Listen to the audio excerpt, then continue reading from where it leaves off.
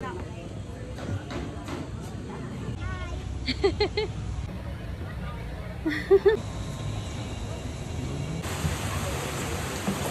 মানা করছি সবসময় আমার সাথে এমন কিছু হবে যে বাইরে যাওয়ার আগে কোনো না কোনো একটা ঘটনা ঘটবেই, আর সেই ঘটনাই হচ্ছে এটা। আসসালামু আলাইকুম, আশা করছি সবাই ভালো আছেন। তো আজকে কদিন ধরে বৃষ্টি প্রায় টানা, তো ভাবতেছিলাম যে আজকে যেহেতু 2-3 দিন হয়ে গেছে বৃষ্টিটা অত বেশি হবে না, কিন্তু সকাল থেকে এত বৃষ্টি, মানুষ যেমন সবসময় শখের জিনিসটা পায় না, তেমন সবসময় ঘোরাটাও পারে না, কোনো না কোনো বাধা হয়েই থাকবে। আর বাধা হোক বা না হোক, বৃষ্টি হোক বা না হোক, বাইরে যেহেতু যাওয়ার নিয়ত করছি বাইরে যাব, যতই ঝড় বৃষ্টি আসুক। তো ঝড় বৃষ্টির তোয়াক্কা না করে রেডি হয়ে বের হয়ে গেলাম। এখন এই যে লিফটের সামনে আসলাম, লিফটটা আসতে এত লেট করে। আর বেশিরভাগই অ্যাপার্টমেন্টে যে মানুষগুলো থাকে তারা 2-3টা লিফট থাকার পরও একটা লিফটই চালু করে রাখবে, মানে সব কয়টা লিফট চালু করে রাখবে না, কোনো না কোনো লিফট বন্ধ রেখে একটা লিফট চালু রাখবে। আর এত মানুষ দাঁড়িয়ে থাকে লিফটের জন্য।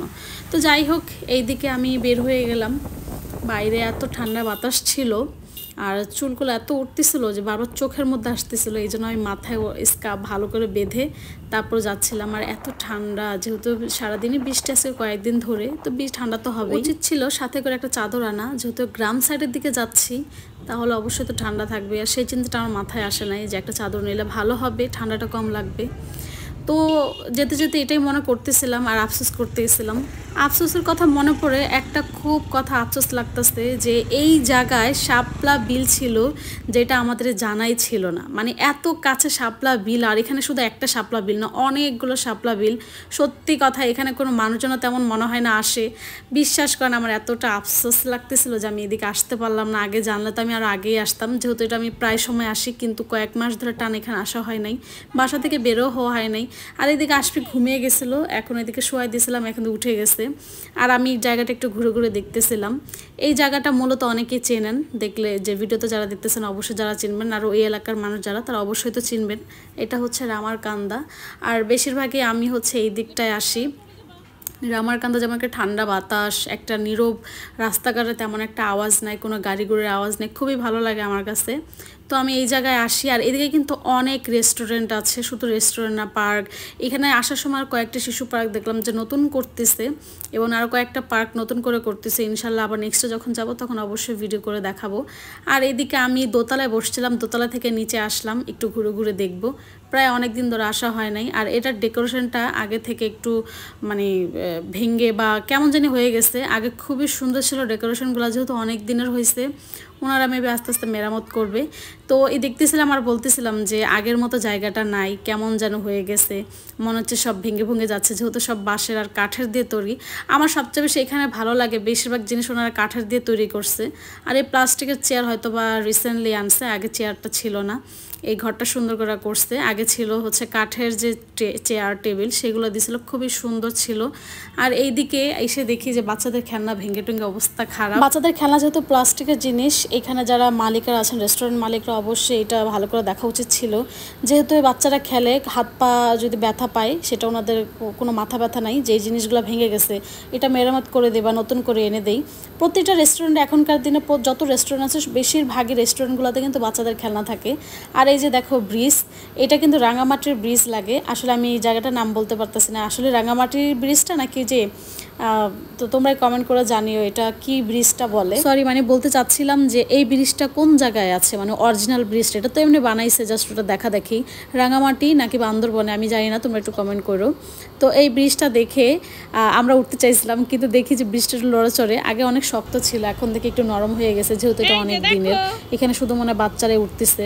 তো এখানে দেখলাম কয়েকজন বুড়া আপারাও হাঁটাহাঁটি করতেছিল, আমি আর ভয়ে যাই নাই, যদি ভেঙে টেঙে হাত পড়ে যায় তাহলে তো মানে সব শেষ।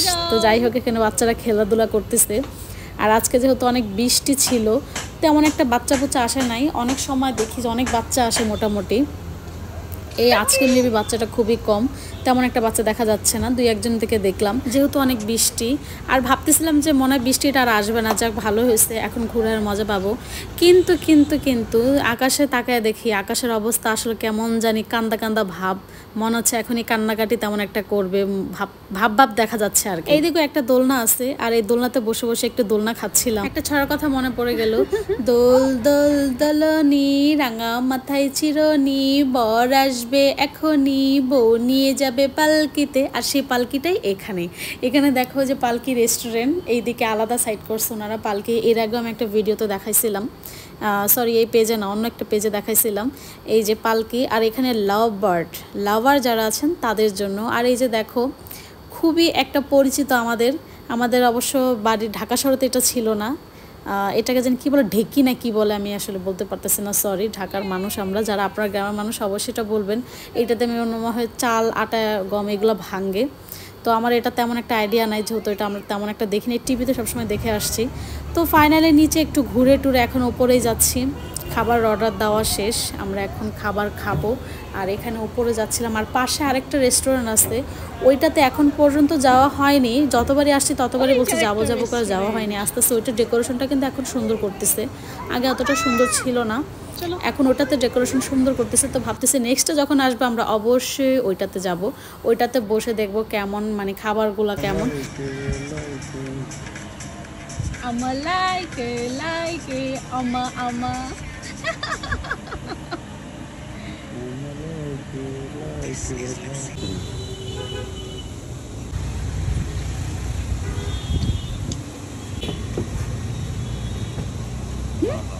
বাড়ি গিয়ে সুপার বাড়ি গিয়ে আপনার দিন দিন উন্নতি হইতেছে। সুপার বাড়ি গিয়ে আজকে এটা দিচ্ছেন মেলা মেলা মানে ইয়া কই মেলা মানে মতো নিয়ম টিস্যু রাখার জন্য আপনি এটা দিলেন না? আপনাকে কি মালিক চেঞ্জ হয়েছে নাকি? তাহলে গরু হয়ে গেছে এই কয়েল কই মশা কয়েল দেন এটা কি ওই আমার পানি কই। দিন দিন মানুষের উন্নতি হয়, আর ওনাদের যে কি হইতেছে মানে ওনাদের খাবারের ডেকোরেশনগুলো দেখেন, প্রত্যেকটা প্লেট বাটি কাচের, আর স্যুপ দিচ্ছে একটা মেলামাইনের বলে, মানে মানুষের উন্নতি হয় আর ওনাদের বেউন্নতি হয়, মানে কীভাবে জানি কথাটা বলা আমি বলতে পারলাম না। কিন্তু যতবার ওনাদের এখানে আসছি সবসময় তো আমরা কাচের প্লেটে কাচের বাটি, মানে স্যুপ যেই বাটি প্লেট থাকে সেইগুলোই আলাদাই থাকে। ইভেন এটা ঢাকার জন্য তেমন একটা কিছু দেয় নাই, মানে খুব ভালো চলে এটা। তারপর যে ওনারা কেন ডেকোরেশনগুলো এই অবস্থা করে আমি জানি না।